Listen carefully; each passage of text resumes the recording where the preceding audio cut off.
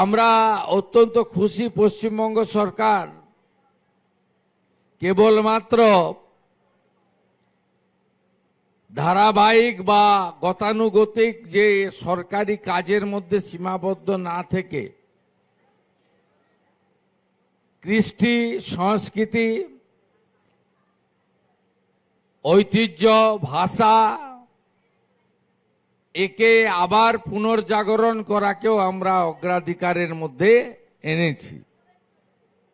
গোটা ভারতবর্ষ, গোটা পৃথিবী যখন যোগা পালন করত, যে যোগা এখান থেকে তৈরি হয়েছে, বাংলা থেকেই হয়েছে,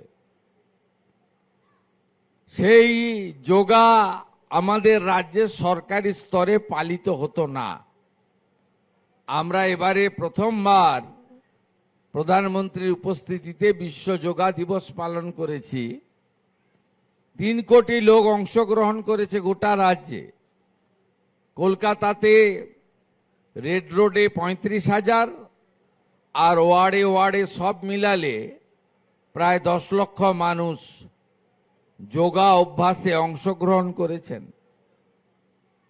পরবর্তীকালে গত 5 বছর ধরে স্বাধীনতার 75 বছর পূর্তি থেকে হর ঘর তেরঙ্গা সব প্রদেশ পালন করত।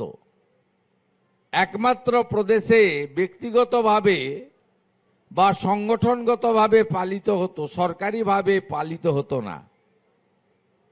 আমরা এই প্রথমবার স্বাধীনতার 80তম বর্ষে রাজ্য সরকার হর ঘর তেরঙ্গা এবং তেরঙ্গা যাত্রা আমরা পালন করেছি।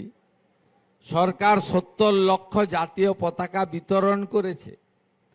আমি নিজে ভবানীপুরের বিধায়ক হিসেবে সার্ভে বিল্ডিং থেকে হাজরা মোড় আপনাদের সাথে তেরঙ্গা পতাকা নিয়ে ভারত মাতার জয়ধ্বনি করে ঋষি বঙ্কিমচন্দ্রের যে অপরূপ সৃষ্টি বন্দে মাতরম বলতে বলতে গাইতে গাইতে আমরা তেরঙ্গা র্যালি করেছি।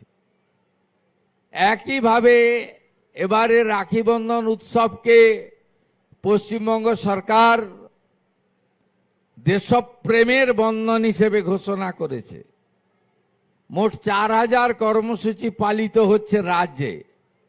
3,500 গ্রাম পঞ্চায়েতে, বড় কর্পোরেশনে, বড়োতে, পৌর স্তরে 3টি করে, পুরো এলাকায় প্রত্যেকটি পুরসভাতে 3টি করে 4,000 প্রোগ্রাম শুধু সরকারি স্তরে পালিত হচ্ছে।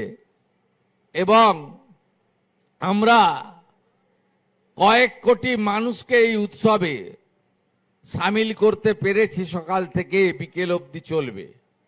সেখানে আমাদের কালচারাল প্রোগ্রাম হবে।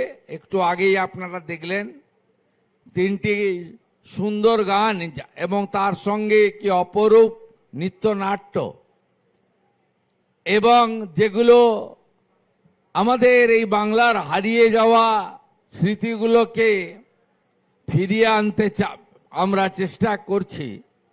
তাই এবারের রাখি বন্ধন উৎসব ভাই বোনের সম্পর্কের সম্পৃক্ততা বৃদ্ধি, ধর্মীয় মাহাত্ম্য, তার সাথে দেশপ্রেমের বন্ধন আরো গভীর হোক, আরো অটুট হোক।